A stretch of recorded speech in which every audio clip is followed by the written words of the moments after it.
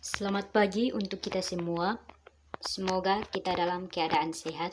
Saya Milka Cecilia Baok, NIM 20011800806, kelas 2B, program studi pendidikan guru pendidikan anak usia dini. Di sini saya akan menjelaskan review dari pertemuan pertama sampai dengan pertemuan yang ketujuh, mata kuliah Hukum dan Perlindungan Anak. Yang pertama, pengertian perlindungan anak.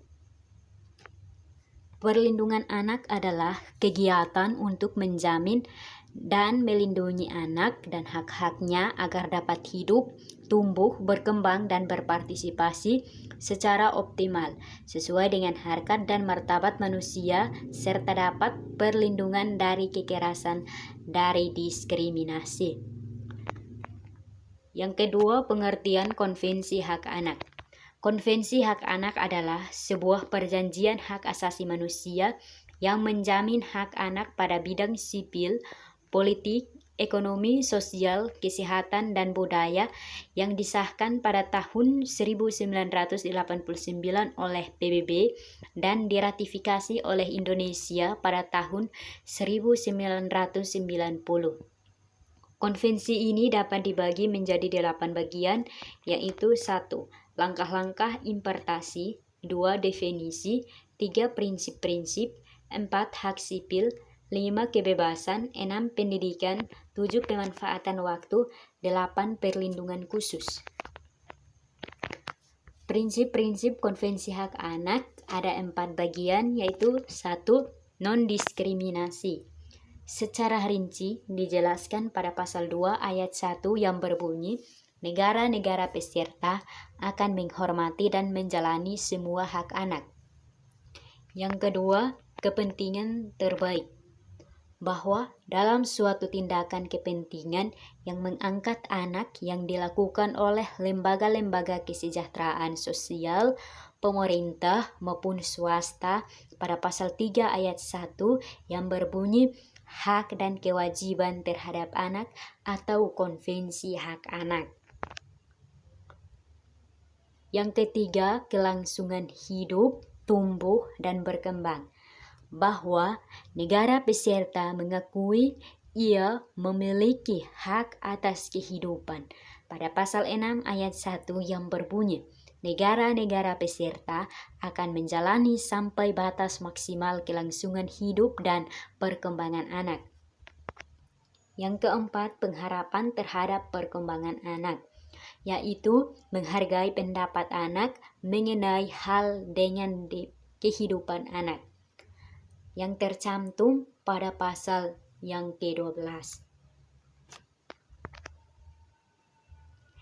Yang berikut 4 dasar hak anak, yaitu 1. Hak hidup, 2. Hak tumbuh kembang, 3. Hak perlindungan, 4. Hak berpartisipasi.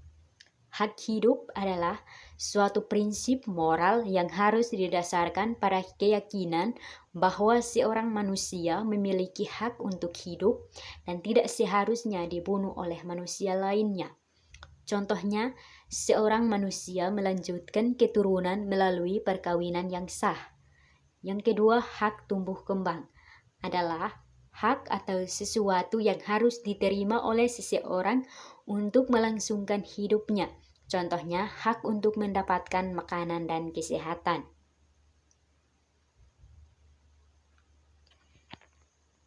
Yang ketiga, hak perlindungan adalah hak yang didapat oleh setiap orang untuk memperoleh keamanan dan kenyamanan sehingga merasa tenang dan damai. Contohnya, hak untuk mendapatkan status kebangsaan. Yang keempat, hak berpartisipasi adalah hak untuk menyampaikan pendapat, mempunyai suara dalam musyawarah keluarga, atau hak untuk mencurahkan isi hati sesuai dengan keinginan dan bakat. Contohnya, hak untuk bermain dan hak untuk berperan dalam pembangunan. Yang berikut perubahan Undang-Undang Republik Indonesia Nomor 23 Tahun 2002 atas Undang-Undang Nomor 35 Tahun 2014. Yang pertama, tujuan untuk Undang-Undang Perlindungan Anak, yaitu 1. Menjamin kesejahteraan warga negara, termasuk perlindungan terhadap hak anak yang merupakan hak asasi manusia. Yang kedua, setiap anak berhak atas kelangsungan hidup, tumbuh dan berkembang, serta berhak atas perlindungan dan kekerasan dan diskriminasi.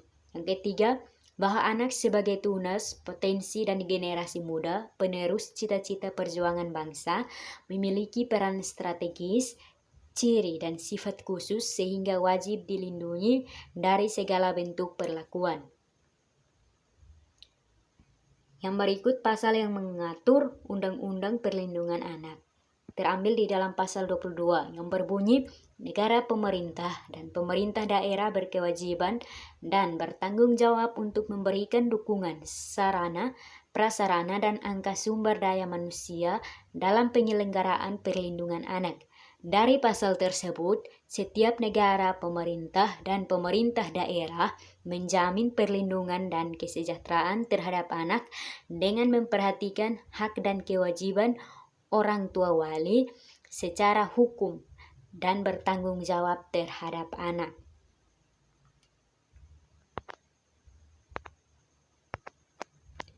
Yang berikut pengertian kekerasan anak. Kekerasan anak adalah suatu tindakan yang mengancam nyawa seseorang secara fisik, seksual, penganiayaan, emosional, atau pengabaian terhadap anak. Yang berikut saya akan menceritakan pengalaman pribadi tentang kekerasan anak, yang dimana saya masih SMA, jarak rumah ke sekolah saya kira-kira 4 km. Nah, di situ ketika saya berangkat ke sekolah, kadang saya jalan kaki, kadang saya menggunakan kendaraan beroda 2 atau beroda 4. Saya kadang terlambat masuk ke sekolah, dan ketika terlambat masuk sekolah, ada hukumannya.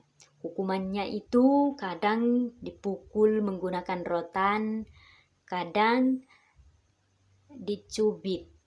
Saya rasa ini adalah sebuah kekerasan terhadap anak yang dimana melakukan kekerasan fisik atau suatu tindakan yang mengancam nyawa seseorang atau fisik. Dan ini juga bertentangan dengan hukum dan perlindungan anak. Semoga materi yang saya sampaikan pada pagi hari ini bisa bermanfaat. Sekian dan terima kasih.